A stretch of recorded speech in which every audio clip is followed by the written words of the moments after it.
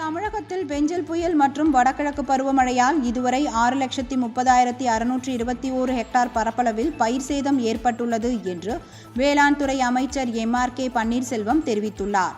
தமிழகத்தில் பெஞ்சல் புயல் மற்றும் வடகிழக்கு பருவமழையால் ஏற்பட்டுள்ள சேதங்கள் குறித்த ஆய்வுக் கூட்டம் வேளாண் துறை அமைச்சர் MRK பன்னீர்செல்வம் தலைமையில் நடைபெற்றது.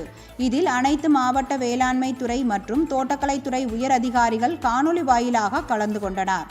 இக்கூட்டத்தில் பேசிய வேளாண் துறை அமைச்சர் MRK பன்னீர்செல்வம், தமிழகத்தில் டிசம்பர் முதல் வாரத்தில் ஏற்பட்ட பெஞ்சல் புயல் காரணமாக 2,86,069 ஹெக்டரில் வேளாண் பயிர்களும் 73,263 ஹெக்டரில் தோட்டக்கலை பயிர்களும் சேதமடைந்துள்ளன என்றார். அதேபோல் வடகிழக்கு பருவமழையால் 2,25,655 ஹெக்டரில் வேளாண் பயிர்களும் 45,634 ஹெக்டரில் தோட்டக்கலை பயிர்களும் சேதமடைந்துள்ளதாகவும், மொத்தம் 6,30,621 ஹெக்டரில் பயிர் சேதம் ஏற்பட்டுள்ளதாக கூறினார்.